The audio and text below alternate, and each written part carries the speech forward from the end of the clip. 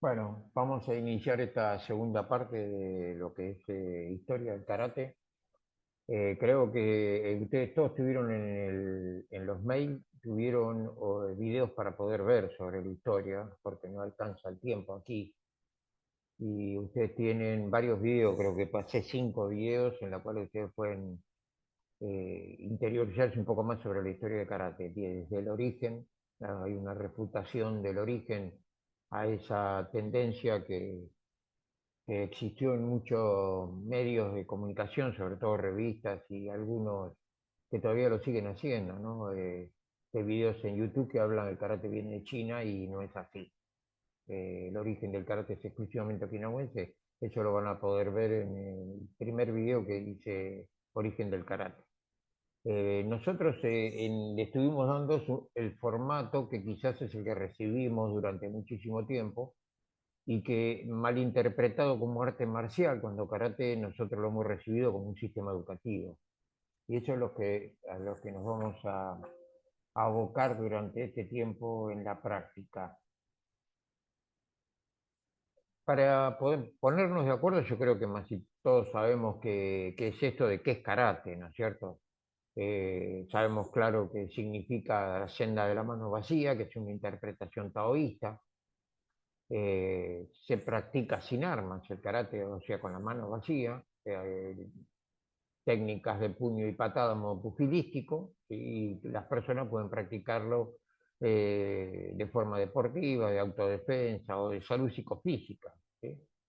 Y tiene dos características, o dos vías tiene la enseñanza del karate, el Meimoku no Bugei y el Budo no Bugei. El Meimoku no Bugei es el método físico, es el entrenamiento, lo que hacemos, ¿sí? Es la adquisición de habilidades para el combate. ¿Sí? Y el Budo no Bugei es un método intangible donde hace hincapié en la autodisciplina, la actitud positiva.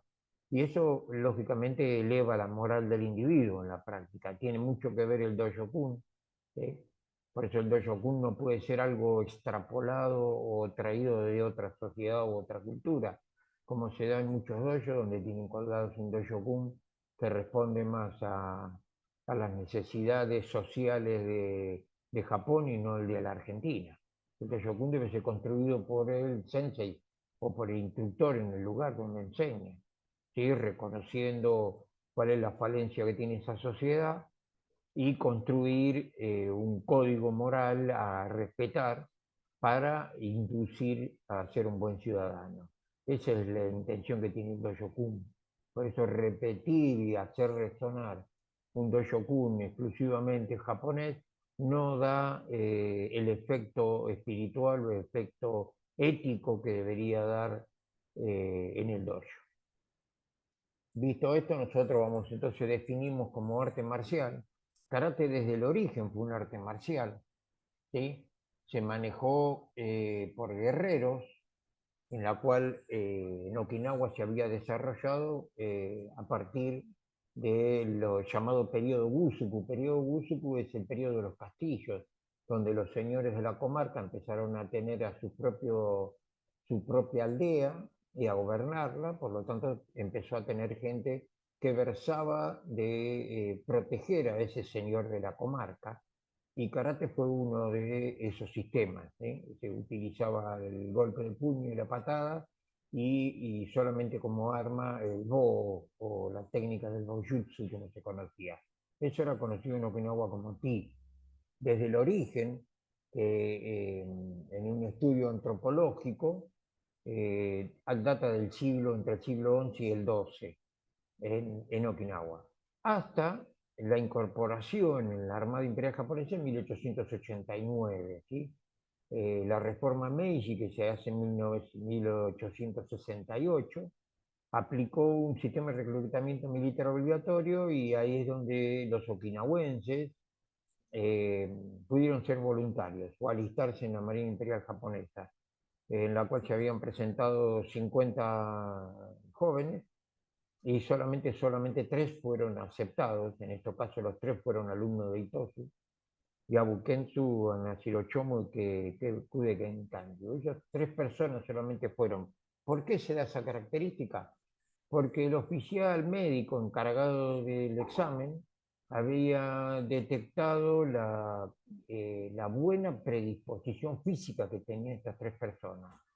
Había que tener en cuenta que en esas épocas Okinawa ya subyugada desde 1609 por el Yamato, por el Japón. Okinawa se había convertido en una localidad, o mejor dicho, en una isla muy pobre, por lo tanto la gente no tenía buen estado de salud ni buen estado físico. Estas tres personas sí lo tenían, debido a su práctica de karate con Itoshi Sensei. ¿Por qué ocurrió esto?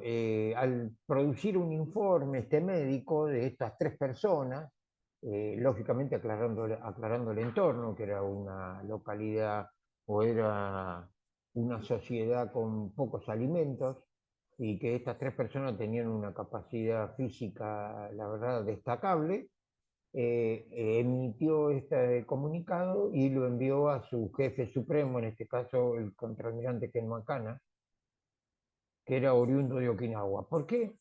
Porque los okinawenses, si ustedes van a ver después en los vídeos de historia, van a ver que los okinawenses fueron siempre navegantes de ultramar. No el caso de los japoneses, chinos y coreanos, que eran costeros. Los okinawenses navegantes de ultramar, igual que los españoles, portugueses y holandeses, los mayores navegantes del mundo. Y los okinawenses estaban entre esos mayores navegantes, por lo tanto Keno Okana era una persona muy conocida dentro de los navegantes okinawenses. Eh, Se dio la orden de que se practicara en la Marina Naval japonesa el ti, en ese momento ni siquiera todavía se llamaba karate, ¿sí?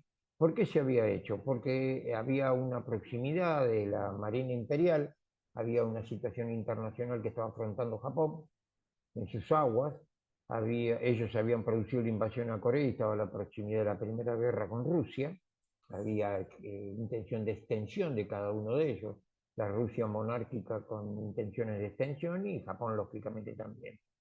En la Fuerza Naval se practicaba el kendo y el judo, ¿sí?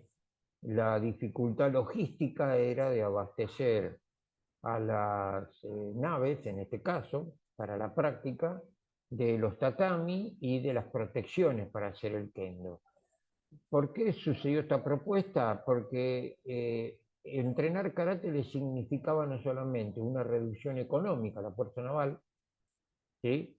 Y que el marinero, o en este caso el militar embarcado, no necesitaba ningún tipo de vestimenta especial para poder practicar, sino que practicaba con su ropa de faquina. Entonces fue incorporado el ti, en este caso, dentro de la Fuerza Naval japonesa.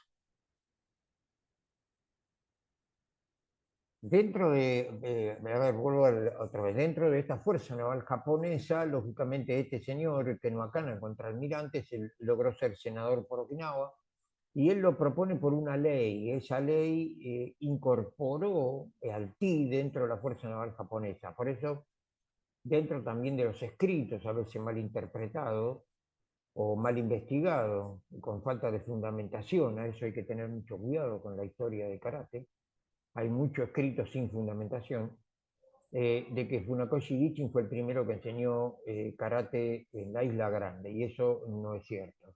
Funakoshi apareció en 1922 recién, y ya karate se practicaba desde 1889 dentro de las fuerzas militares japonesas, por lo tanto no fue el primero que enseñó. Había otros instructores okinawenses que estaban enseñando en la fuerza naval, como en el caso de Ken Tsuyabu. Esto se convirtió en ley, por lo tanto, en las fuerzas navales se practicaba karate y fue utilizado como todo arte marcial. Aquí quiero hacer una aclaración. ¿Por qué arte marcial? Porque en su origen fue con criterio de defensa y con criterio de entrenamiento para la guerra. Se enseñó con ese concepto y se utilizó en los campos de batalla. Esto solamente lo lograron hacer hoy en el mundo, se puede discutir, esto se puede polemizar también.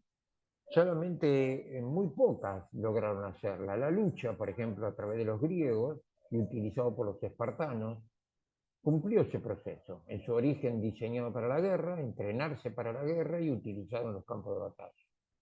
En el caso de los japoneses, o en el caso de las artes marciales orientales, solamente lo cumplieron dos artes marciales, el kendo y el karate. El resto no lo pudieron lograr porque realmente el judo no fue de origen marcial, sino era de un origen físico y deportivo. Y en el caso del taekwondo tampoco, fue más desde el punto de vista deportivo que desde el punto de vista marcial. Por lo tanto, el kendo, el de las orientales, el kendo y el karate han cumplido por completo lo que es el proceso marcial y al que nosotros podemos entender como arte marcial. Entonces, en Japón, lógicamente, ese concepto marcial lo ha tenido y lo tiene el kendo y el karate. Pero Japón hace una reforma. La reforma, no solamente la reforma Meiji, entró en todos los aspectos que tenían que ver con la vida del Japón. Y Okinawa era totalmente diferente. ¿Sí? Hay mucha literatura y abundante. ¿Por qué? Porque eran etnias diferentes. La etnia japonesa no era la etnia okinawense. La etnia okinawense tiene más de lo que sería las etnias de la Polinesia, ¿sí? Y no las etnias venidas del continente chino y coreano. La etnia japonesa es más del chino Liu, que es el que ocupó la península del Pusan, o sea, Corea, y los okinawenses más de los navegantes que vienen del Pacífico Sur, que llegaron hacia la isla de Okinawa. Eso lo van a ver en el origen del karate, ahí tienen toda una fundamentación y un trabajo de investigación que yo vengo haciendo hace muchísimos años. Van a ver lo que es la corriente del Kuroshio y la dificultad de que la cultura, la ruta de la cultura que tuvo China, Corea, Japón, no fue por mar, sino por tierra. ¿Sí? En eso se fundamenta que la etnia okinawense es una etnia totalmente diferente a la japonesa. Lógicamente tenían diferencias históricas, sociales y religiosas. ¿Sí?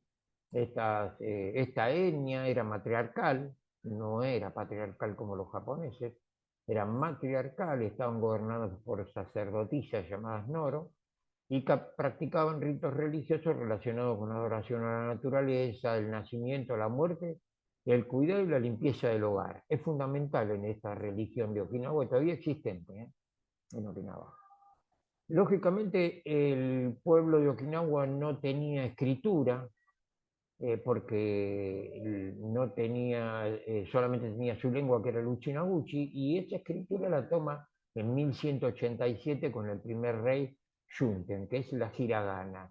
La hiragana es una escritura utilizada en la corte de Osaka, o sea, en lo que sería Satsuma, por una mujer o una poeta de la corte, y considerado una escritura de segunda línea, en esos momentos solamente utilizada por las mujeres, y en el caso del Japón no utilizaba la hiragana para documentos oficiales.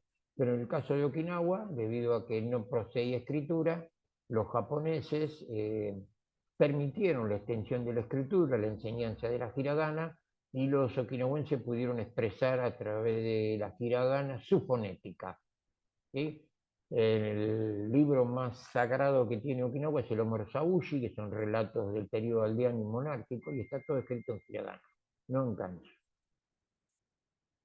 El poder político restaura, el poder político significa haber derrocado el shogunato. Los shogunes caen en 1868 de la mano de la restauración monárquica, que es el trono imperial de Mutsuhito, el Tenno, ¿sí? Tenno significa emperador, en 1868. ¿Quiénes lo restauraron? En este caso, por ejemplo, Satsuma, uno de los ricos del Japón. Satsuma era el propietario de las tierras en Okinawa. O sea, ellos habían tomado Okinawa en 1609 y por lo tanto los grupos más chicos, o sea, los grupos más poderosos económicamente, restauran al emperador. Y esos son los que hacen la famosa reforma Meiji. Esta reforma Meiji hace una reforma en el sistema educativo. Ese sistema educativo, lógicamente, va a dar lugar a lo que es conocido como la reforma educativa en Okinawa. ¿Qué pasaba? En Okinawa se tenía una cultura, a ver si me permiten, voy a a conectar para darle...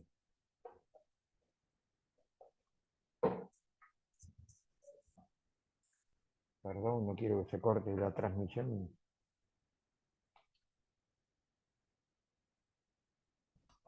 Ya está, ahora sí, estamos más seguros.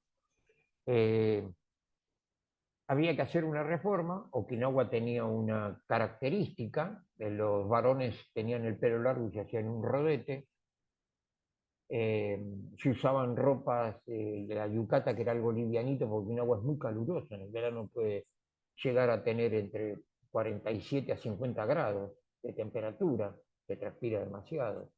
La alimentación era diferente, ¿sí? La lengua era uchinaguchi, no era el nihongo, no tenían la escritura kanji, no profesaban las religiones que habían sido introducidas en el Japón, como en el caso del budismo y el taoísmo, y la religión del Estado, que era el shintoísmo. En Okinawa no estaba.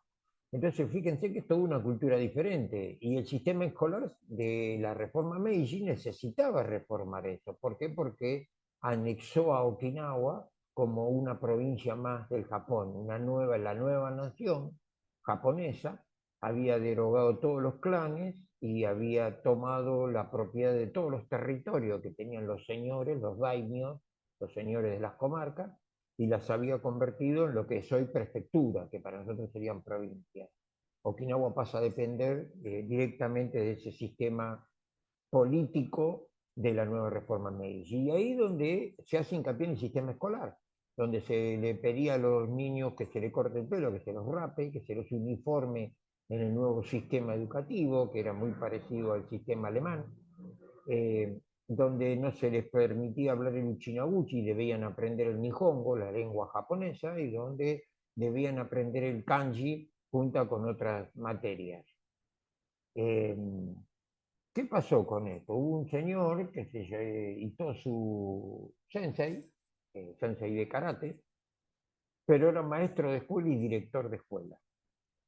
Se encontró con esta problemática Itosu, en donde los okinawenses se negaban a mandar a sus hijos al colegio, y, y él se encontraba en esta disyuntiva de tener que abandonar su propia cultura, porque era la cultura donde había nacido, pero que tenía que acercarse a su formación docente, en la cual había sido formado en la lengua japonesa, en la escritura del kanji y en las religiones japonesas.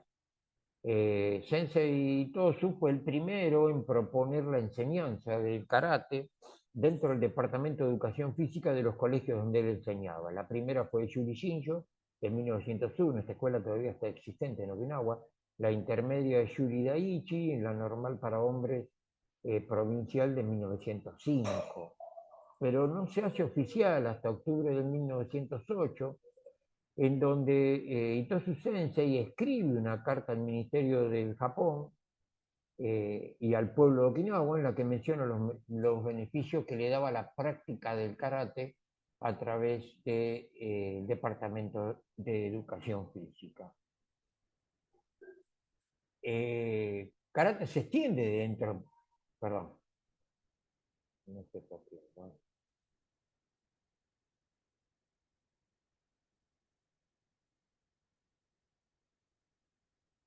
Perdón, acá estamos. Eh, Se propone a través del Departamento de Educación Física en la educación formal. ¿Qué es la educación formal? La regenteada por el Estado, que es como tenemos nosotros. La escuela primaria, la escuela secundaria y las universidades tienen un sistema que está regenteado por el Estado. ¿Qué es lo que quiere el Estado? ¿Qué es lo que quiere la sociedad en la formación de sus ciudadanos? Esa es la educación formal. Karate en Okinawa está desde 1908 y en el resto del Japón a partir de 1922. ¿Qué proponía Itosu Sensei? Que se enseñe en el Departamento de Educación Física, pero no se podía enseñar como arte marcial porque la reforma Meiji pretendía pacificar los territorios, y considerar un arte marcial para ser enseñado había que demostrar de que no producía un guerrero. ¿Qué hace Itosu Sensei? Para mostrar esto, rompe la síntesis. A ver, ¿qué es la síntesis? La síntesis, si lo tomamos desde el punto de vista lingüístico, es cuando nos enseñan las vocales A, E, I, O, U, y cuando nos enseñan las consonantes, a sumar esas consonantes, por ejemplo, en la palabra mamá. ¿Sí? La primera sílaba ma, la segunda ma, por lo tanto va a decir mamá. ¿Qué hace Itosu Sensei? Rompe la síntesis del karate.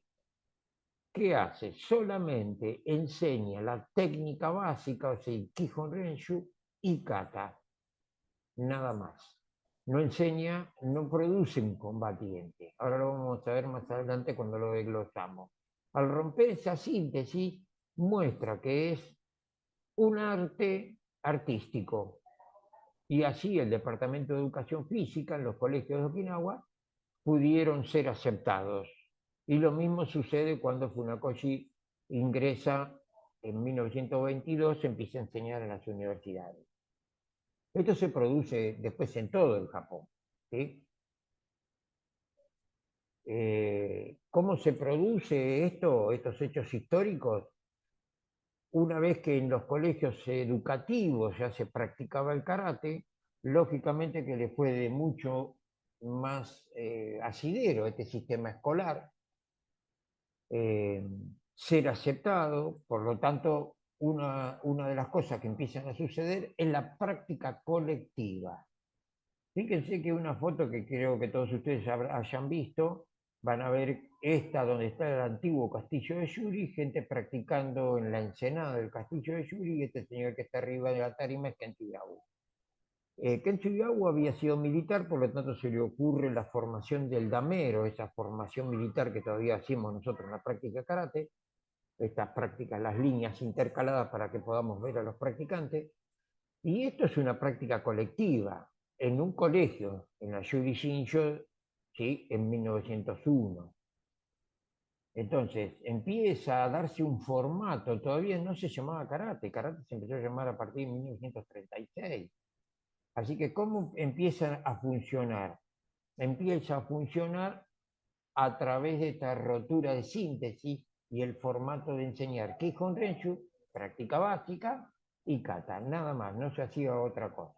Y eso es lo que acepta el Ministerio de Educación. ¿Cómo se producen las expansiones? Las expansiones se producen hacia cuando Funakoshi viaja, pero no por una casualidad. Eh, el precursor de que el karate apareciera en Tokio fue a través de Jigoro Kano. Funakoshi Gichin trabajaba en un dormitorio de una universidad en la cual hacía trabajo de limpieza y en donde conoce a Isao Bata, que era un señor egresado de la universidad, millonario, empresario, que le da un lugar y le interesó la práctica que hacía y le permitió, le consiguió en la universidad un lugar para poder enseñar. Shigoro Kano era el jefe del departamento de judo de las fuerzas militares. Shigoro Kano fue fundador del Comité Olímpico invitado por Pierre de Coubertin, ¿sí? Un señor también de la clase noble japonesa, educado en las universidades, por lo tanto, un gran vínculo político con la reforma Meiji. Y Keno Akana, que yo les dije fue un militar naval de Okinawa, a la cual le había dado ese lugar a Jigoro Kano como jefe de la fuerza militar para enseñar judo, y a quien el departamento de judo incorporó, lógicamente, fue a karate. Gichin Funakoshi conoce a Jigoro Kano y Jigoro Kano le da la oportunidad de mostrar karate en el Kodokan del judo con Gima Jingin, a la cual a Gima todo el mundo lo considera alumno de Gichin Funakoshi, y eso no es verdad. Gima fue alumno de Tosu y fue solamente para ayudar a Gichin Funakoshi para ser el partener en esa demostración. ¿Cómo ingresan dentro de las universidades? Gracias al trabajo de Keno Akana y Jigoro Kano de proponer, a través de la ley de educación, que se ingrese en las universidades, porque no existían dojos de karate en Japón, existía en las universidades, y así aparecen. Yo acá le hago un listado a ustedes: en 1924, en la Universidad Keio y en la Universidad Tokio, en 1926, Gichin Funakoshi. En 1927, en la Toyo, en la Universidad Toyo, arranca Motobuchoki, en la 1929 en la Ritsumeikan Miyagi Choyu, media parte del Goju-ryu, en 1930 en la Universidad de Takushoku, famosa, Gichin Funakoshi, en 1933 Waseda, Gichin Funakoshi, 1934 la Tokio de Agricultura, Taira Shingen. Este es el gran formador del Kobudo después de Okinawa. En 1934 en la Universidad Hosei Gichin Funakoshi, 1936 en la Universidad Meiji Yabiku Moden, otro gran maestro del Kobudo, en 1936 en la Rikyo Otsuka Hironori, 1937 en la Doshisha Miyagi Choyun, 1938 en la Kyoto Miyagi Choyun y en 1939 en la Nihon, en la Universidad de Nihon, Taira Shinken. Hasta ahí llegó porque en 1938 se declara la Segunda Guerra Mundial, hasta 1945, por lo tanto se detienen todos estos procesos educativos y lógicamente, todo lo que significó la Segunda Guerra Mundial para el Japón y las dos bombas atómicas que destruyeron gran parte del territorio y la producción del Japón. En 1949, en la Universidad de Kansai, ingresa Kono Maboni, pero ya estamos hablando de posterior a la Segunda Guerra Mundial. Estos son los dojos existentes dentro de lo que significó enseñar karate en el sistema educativo universitario. Entonces, ¿qué tenemos nosotros como resultado? Que en Okinawa se practicaba no solamente en las escuelas primarias, sino que en las escuelas secundarias. Y en el Japón, a través de las universidades. Y posterior a la ley educativa y de la reforma Meiji, se empezó a practicar en todos los colegios del Japón, primarios y secundarios. Por lo tanto, el karate, desde el siglo XIX al siglo XX, no pasó como un sistema de arte marcial, pasó como un sistema educativo, como lo hemos recibido nosotros. No lo recibimos como un arte marcial. ¿Pero por qué sucedió esto? Porque posterior a la Segunda Guerra Mundial y el ingreso del gobierno americano sobre el Japón, y el ver que las fuerzas militares japonesas practicaban karate y que el sistema educativo del Japón practicaba karate, los norteamericanos se interesaron más por lo que hacían los militares y no lo que hacían los civiles en el sistema educativo. Y se llevaron hacia Estados Unidos y quizás hasta Europa después, un poco tiempo después, se llevaron la idea marcial y no la idea educativa. Pero ¿qué recibieron? ¿Cómo lo hicieron? A través del sistema educativo, copiando el sistema educativo japonés, copiando el sistema civil, no el sistema militar. El sistema militar ya estaba prohibido. ¿Sí? Hay una ley, Estados Unidos le prohíbe a Japón armarse, por lo tanto esa ley lo que produce es prohibir todas las prácticas marciales, absolutamente todas. Entonces, se enseña karate en los Estados Unidos, por ejemplo, a través del sistema educativo, no a través de la idea marcial. Por lo tanto, nosotros hemos recibido al karate como un sistema educativo.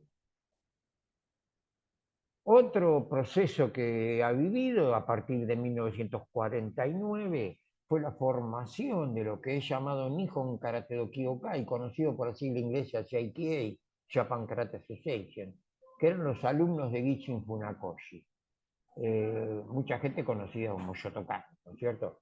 Gente muy famosa, Isao Bata, este es el señor que le permite y es el señor que pone el dinero para construir el primer dojo Shotokan para Gichin Funakoshi, Masatoshi Nakayama, profesor de educación física, decano de la Facultad de Educación Física de Tokusoku, y tenía como ayudante a Nishiyama. ¿Sí? Hidetaka Nishiyama era un practicante. Cada uno de todas estas personas, fíjense en la característica que tenían, todos los practicantes, la mayoría eran egresados universitarios. ¿Sí? En el caso de Masatoshi Nakayama, profesor de educación física; en el caso de Hidetaka Nishiyama, era contador, era licenciado en ciencias económicas. Esta gente practicó karate dentro de las universidades, no había dojos privados todavía. Y el primer dojo privado lo van construyendo cuando se construye Shotokan, cuando se le pone el nombre de Shotokan con el dinero que aporta Isao Bata, que era un practicante y el alumno más antiguo de Funakoshi. Pero ¿qué nos interesa a nosotros? Masatoshi Nakayama, como profesor de educación física, logra ser decano de la Facultad de Educación Física de Tokusoku porque propone la formación de un programa de capacitación para instructores internos, ellos llamaban Kenshusei, en el dojo principal de Yotsuya, de Shotokan, en 1955, que era la capacitación de instructores. ¿Está bien?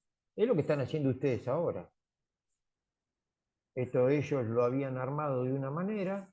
Si lo que se dio mucho es la práctica física más que la capacitación que nosotros le estamos dando a ustedes para que ustedes puedan ver, como ustedes están viendo anatomía, fisiología, no se van a convertir en grandes anatomistas ni en grandes fisiólogos, pero reciben una formación básica de cómo funciona nuestro cuerpo para poder ejercer la docencia, ¿sí?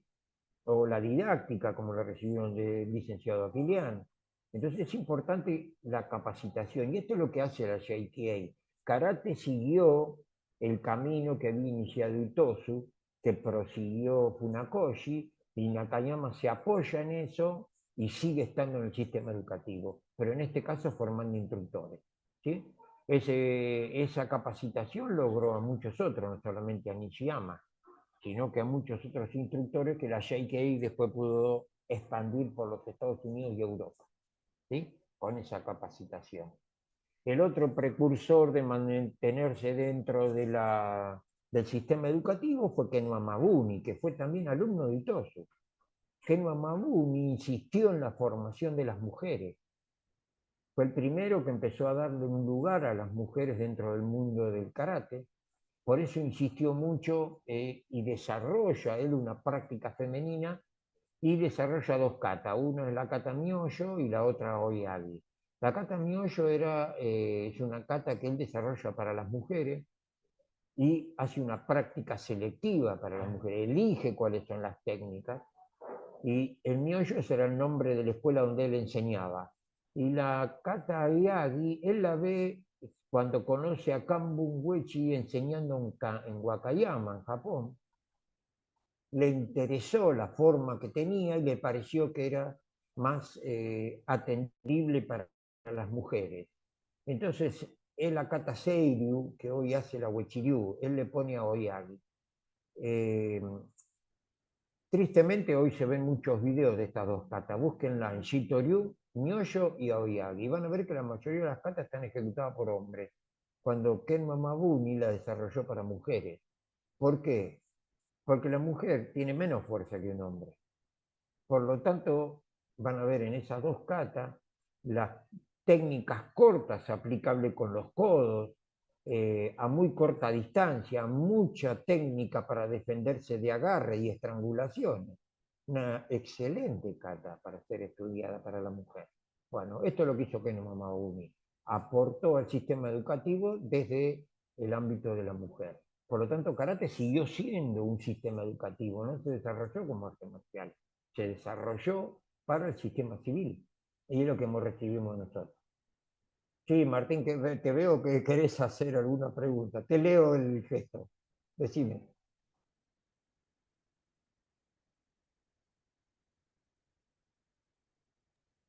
No, Sensei, a veces me acerco porque se escucha muy bajito. No, no, estoy atento, pero Ah, es por el tema del volumen. bueno, bueno. Eh, eh, No. Sí, decime. no, igual estoy tratando de seguir, a veces trato de leer, pues se me acerco, a veces se antojo para cerca. Y, el Kata Seiryu es de, no, no entendí si era ¿tiene que ver con Wechi o viene de Sí, antes? sí, sí, sí. Es Huachiryu. Listo, Es listo. Huachiryu. Seiryu es una kata de Huachiryu, por eso Sí, miren, traten de ver Seiryu de Huachiryu, búsquenlo, está en YouTube, y busquen a sí, sí. Oyagi y hagan una comparación técnica de la transformación que hace Keno Amabuni. Ahí. Eh, yo lo pongo para que tengan como dato, porque está muy bueno reconstruir lo que estos ciencias quisieron hacer a través del sistema educativo. sigamos. ¿Qué es lo que nos interesa a nosotros? Y fíjense cómo es el sistema educativo. Aquí es donde se van a dar cuenta por qué rompe la síntesis Ito Susanse, que fue el gran precursor. Este fue el gran hombre que trajo el karate antiguo a la modernidad del siglo XX. Karate tiene dos áreas temáticas, ¿no es cierto? Esto lo conocemos todos. Kumite y Kata. Estas son las dos áreas temáticas que tiene karate. Y tiene unidades pedagógicas. ¿Sí? Las unidades pedagógicas del Kata, siempre esto está analizado desde el punto de vista del sistema educativo. ¿Está bien? Kumite. A ver, vamos acomodándonos cada uno en su escuela y en su estilo. Kihon Renshu tiene. ¿Qué significa Kihon Renshu? Práctica básica. ¿Qué son? En posiciones, eh, en posiciones estáticas, en el caso de los que hacen Kibadachi o los que hacen el Naikanchi-dachi, como dicen algunos, en donde se hacen las técnicas de forma individual, se tiran golpes de puño, se hacen la defensa y se hacen las patadas de forma estática. Eso es práctica básica. ¿Está bien? Luego viene el Sensikotai. Sensikotai significa desplazamiento corporal. ¿Qué se hace en los desplazamientos corporales? Se aprende a caminar utilizando las técnicas básicas. ¿Sí? Por ejemplo, avanzar tirando un tsuki, un kisamizuki, o tirando oitsuki y akotsuki, ¿sí? Haciendo un kurushi y un senkutsudachi. Se hacen desplazamientos. Se tira un maigeri, se avanza, se apoya en un kurushi y se tira un gyakotsuki desde un senkutsu. Esos son los desplazamientos corporales. ¿Está bien? Desarrolla las habilidades moviéndose. El Ippon Kumite lo podemos analizar como combate preestablecido de respuesta única. ¿Por qué? Porque hay una técnica de ataque, hay un atacante, Tori, y hay un defensor, Uke. El atacante, por ejemplo, me tira Tsuki a la cara y yo hago Shodan Uke, me hago una defensa y golpeo con un Gyakotsuki en Senkutsu. O sea que utilicé lo que fui practicando en el Sensikotai en los desplazamientos. Pero el Tori no responde, solamente se queda como atacante, no se mueve. ¿Está bien? ¿Dónde se va a empezar a mover? En el Yakusoku Kumite. Combate preestablecido y respuesta múltiple. Acá es donde se responden ambos. Acá ya no hay un Tori y un Uke, no hay un atacante y un defensor. Ambos son atacantes, ambos son defensores, pero sigue siendo establecido. Hay uno que inicia el ataque, el otro hace la defensa, y el que inició el primer ataque se defiende del contraataque que hizo mi compañero. ¿Se entendió? Eso es el Yakusoku Kumite. Y después vendría lo que significaría, después de estas prácticas preestablecidas, el combate libre. ¿Por qué el combate libre antes que el combate deportivo? Porque hay necesidad de desarrollo. ¿Cómo entiendo el combate? ¿Cómo es mi cuerpo? ¿Cuáles son mis técnicas de ataque? ¿Cuáles son mis técnicas de defensa? No puede estar condicionado por un reglamento para poder desarrollarlo.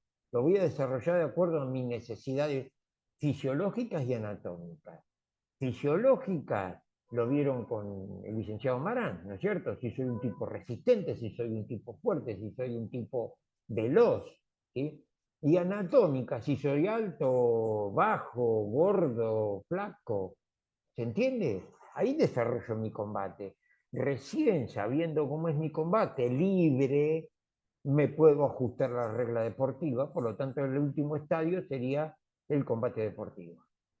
¿Está bien? Estas son las unidades pedagógicas que tiene el Kumite. Vamos a la temática de Kata.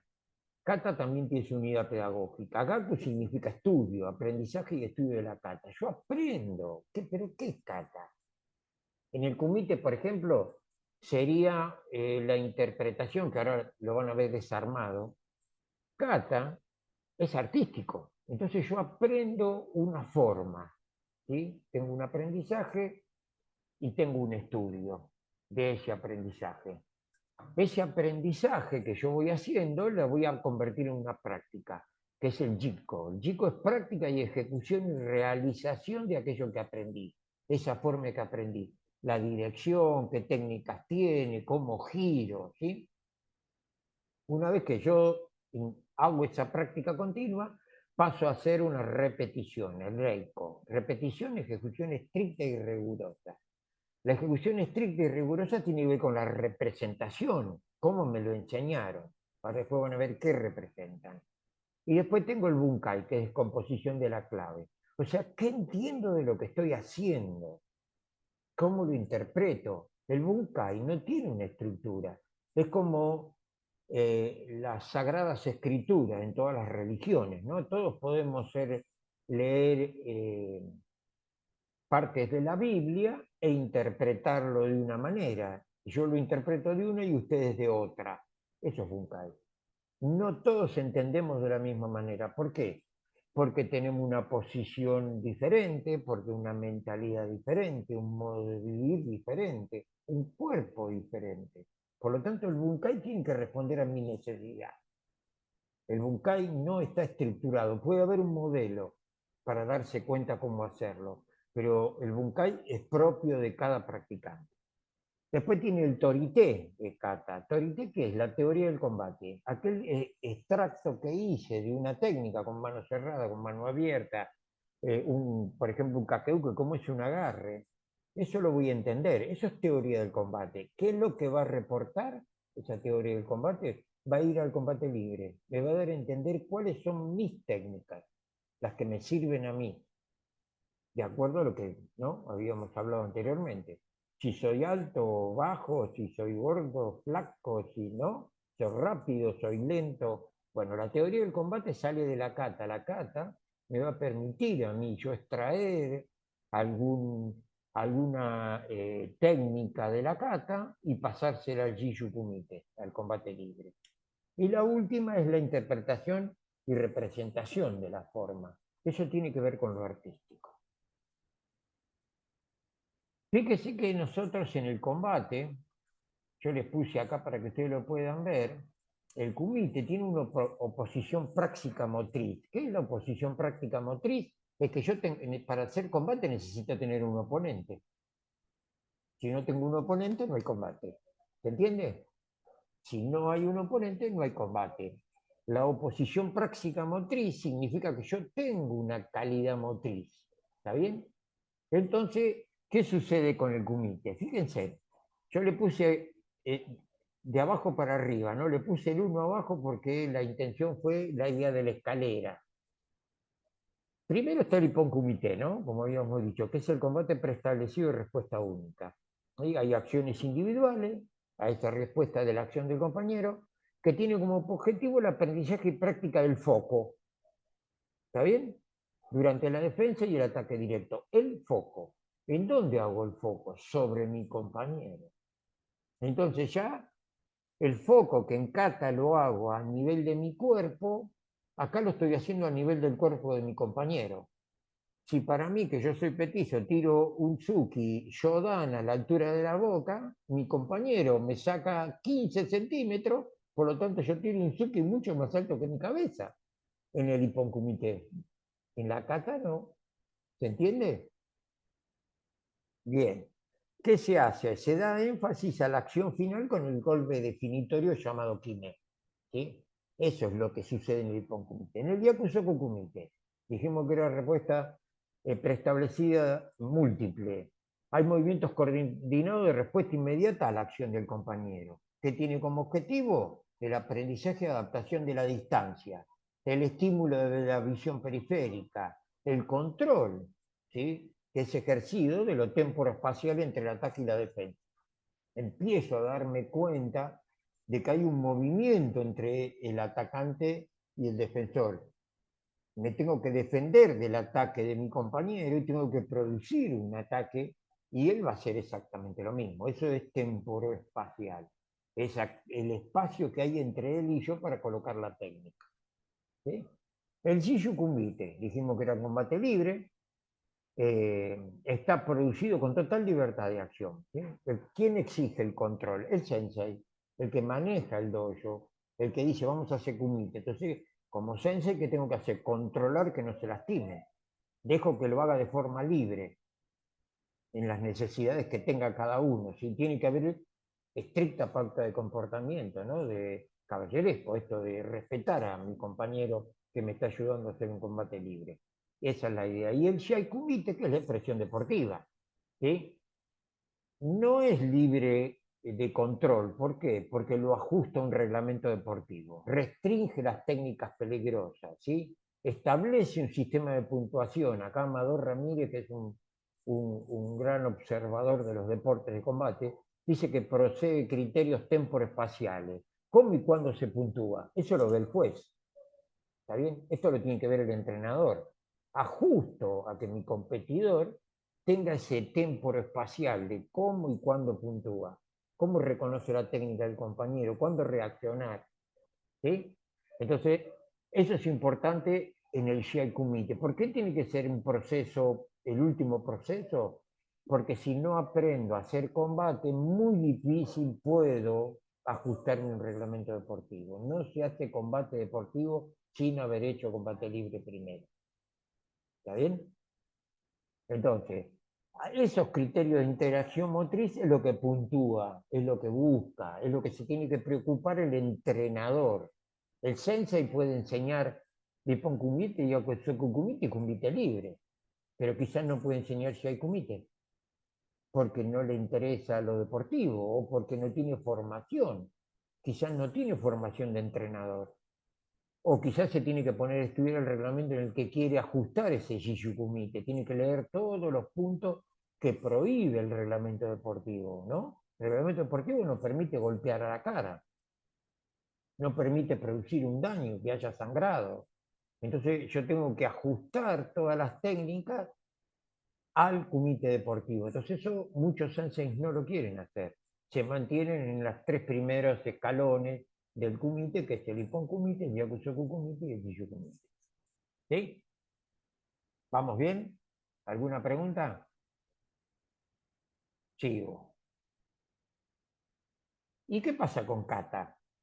Kata, las katas, o los kata, como le gusta decir a muchos, y muchos confunden y gramaticalmente en el español me lo traducen los correctores como los katas.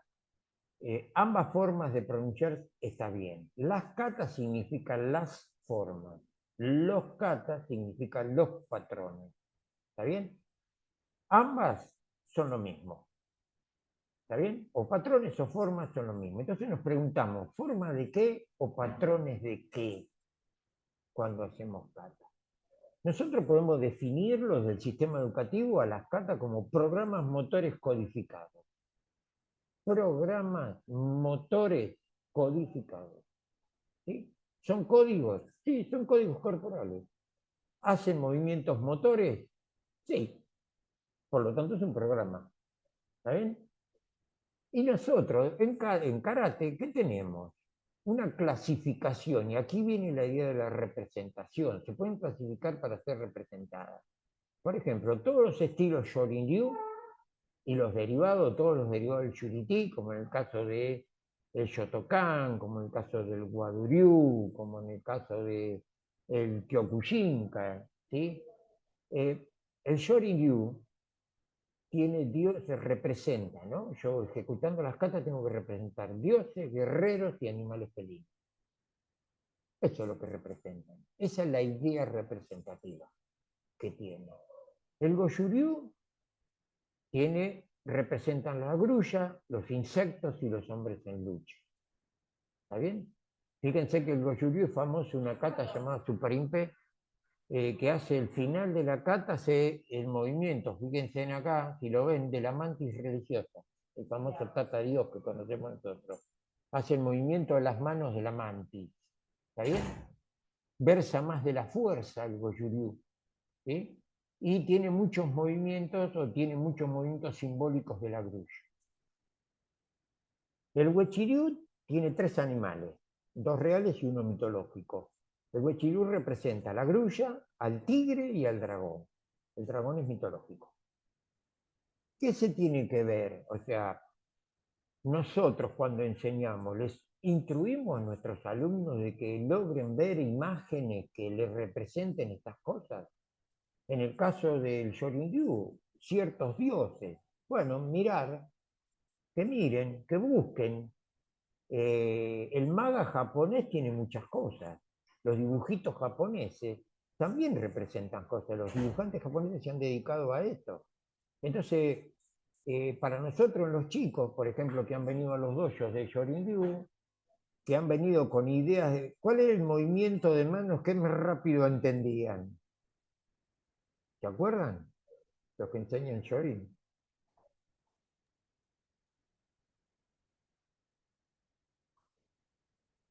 El movimiento que hacía Goku. Claro, exactamente. La El Mawashi, representación, Mawashi. sí, el de las manos.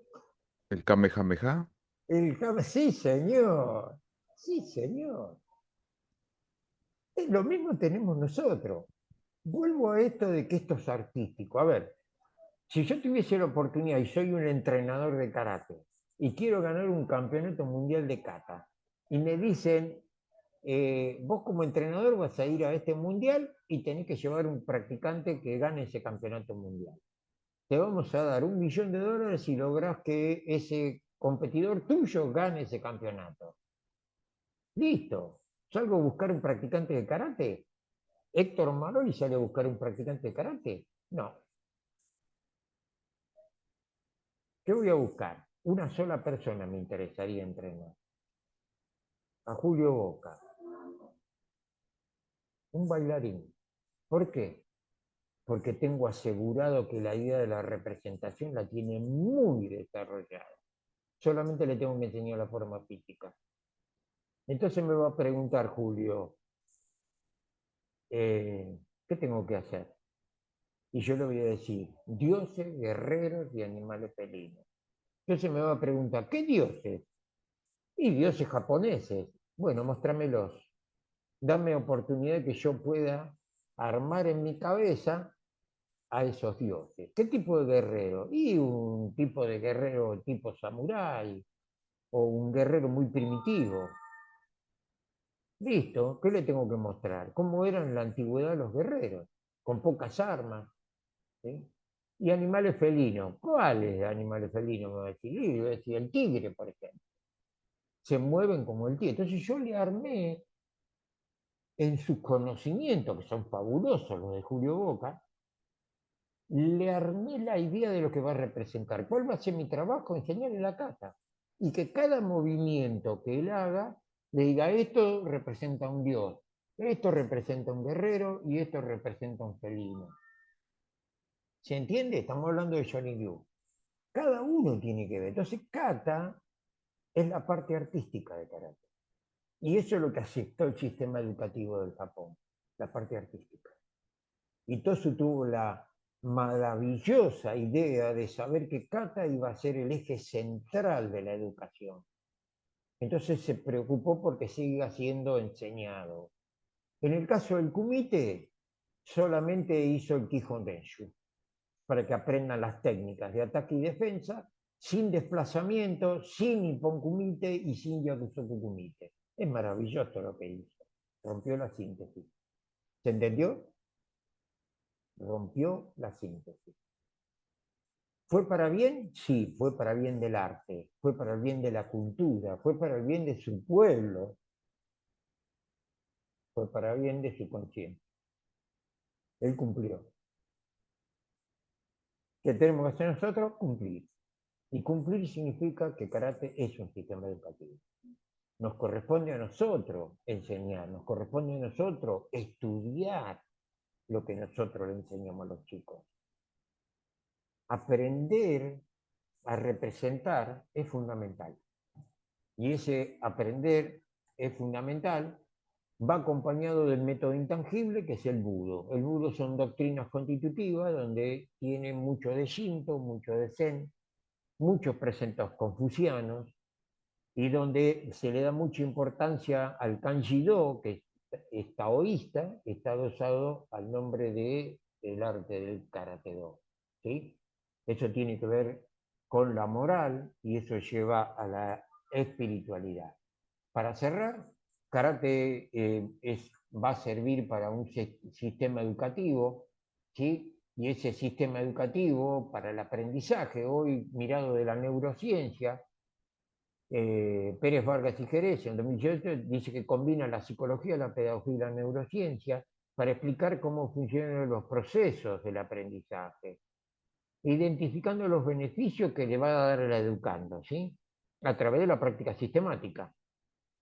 Eso es lo que hacemos nosotros en karate, una práctica sistemática. Por lo tanto, la idea de perfeccionar la ejecución motriz y los programas motores codificados de kata son nuestros contenidos con los que tenemos que enseñar. Tenemos que conocerlos, tenemos que saber qué significa cada uno de ellos. Y por lo tanto, la teoría de la neurobiología dice que el conocimiento circula en las sinapsis neuronales y destaca que la ramificación sináptica es de vital importancia en el desarrollo del cerebro y la conducción de los estímulos, ¿sí? Porque el cerebro humano antiguamente era conocido como un cerebro, como un órgano estático, y una vez que era maduro no crecía más. Hoy la neurobiología dice que no, que está en permanente desarrollo, produce nuevas neuronas a través del ejercicio físico continuo y programado. Y el cerebro es plástico, el cerebro se desarrolla permanentemente. Y el valor pedagógico del karate, lógicamente, hoy se puede comparar con muchas cosas, pero acá lo vamos a comparar con la educación y valores que se armó a través de UNICEF y la UNESCO, y está basado en los objetivos que refiere al proceso educativo, donde inculca pautas morales para crear sociedades más cívicas y democráticas, ¿sí? Los valores competen a todos los miembros del dojo, que es el lugar de práctica, y a sus relaciones. ¿Quiénes son? Sus padres, los parientes, los amigos, los instructores, siendo el dojo el lugar idóneo para poder enseñar los principios morales y éticos. ¿Pero cuáles? Los que la sociedad necesita, en donde está inmerso ese dojo, en donde actúa ese dojo, no fuera de esa sociedad, no fuera de ese pueblo, no fuera de esa sociedad. ¿Se entiende? Entonces, el origen del karate en Okinawa siempre inculcó valores dentro de la enseñanza formal obligatoria de 1908. Hoy nosotros lo vemos plasmado en este folleto que yo les puse, que es la fuente de la UNESCO, que es la identidad colectiva, la visión global, las habilidades sociales, la cooperación y un pensamiento crítico. Karate lo tiene. Así que, por lo tanto, creo que nosotros tenemos grandes valores para poder enseñar en el sistema educativo y me apuré a cerrarlo, pero no importa, ya estamos a... Les dejo estas cortitas acá abajo. Hay 3 libros que están fundamentados acá y que ustedes lo van a poder encontrar. Y nosotros le vamos a mandar alguna información por el mail. El karate del poder educativo es un libro que recientemente nosotros lo hemos presentado con el licenciado Luis Vázquez, profe de karate también, donde hablamos de la doctrina educativa argentina. El otro libro se llama Karate Do Mito de Yuriti, que eso yo lo escribí ya en el 2008, que habla de la metodología del entrenamiento. Y hay uno, el relato de la experiencia para el abordaje infantil, que se llama Las manos de Okinawa, que también lo escribió Luis Vázquez, en la cual sus chicos pueden leer esto y en la cual ustedes se van a poder poner de acuerdo para poder, qué entiende el chico a karate y ustedes poder explicarle de acuerdo a las dudas. Son relatos de una experiencia vivida en Okinawa con Luis Vázquez. Así que por ahora esto es todo. Hay muchas cosas que podemos llegar a hablar, pero no quiero seguir atrasándome porque estoy viendo si vino la doctora Martínez Funes. Todavía no la veo.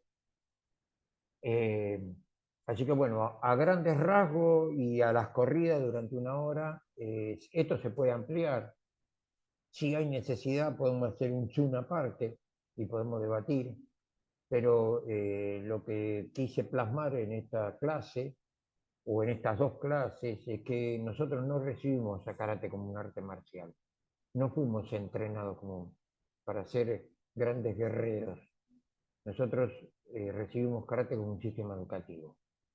Con estas 2 cosas que tiene, ¿no es cierto? El Meimoku no Bugei, que es una mención que ha hecho Matsumura Sokon,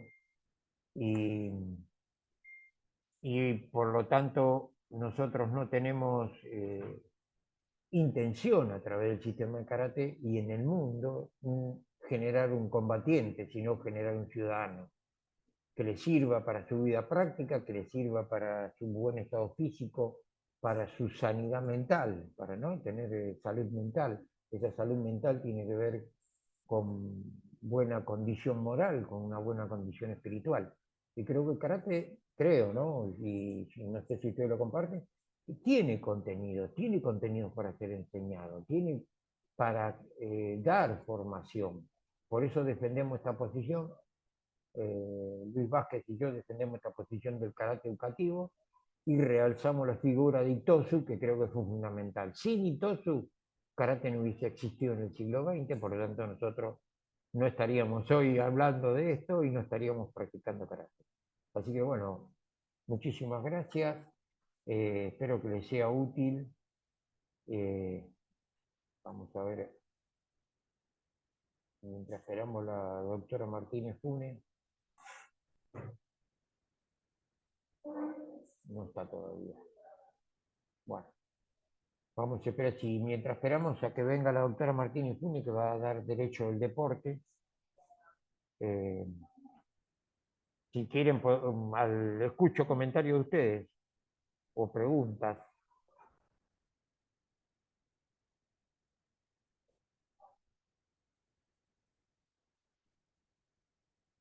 ¿No la hay? Sí, A mí me no se gustaría escucha. saber cómo podría ser llevado este sistema educativo a lo que es la actualidad, digamos.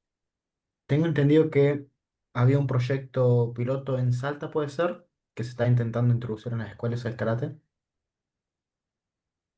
¿Vos te referís a dar karate dentro del sistema educativo Claro, formal? Bueno, dentro del karate, de lo que es la escuela formal, o sea, la que regentea el Estado, nosotros tenemos que tener un vínculo estrecho, como lo hizo Itosu, a través del Departamento de Educación Física. No va a estar exento de eso. No va a estar exento de eso.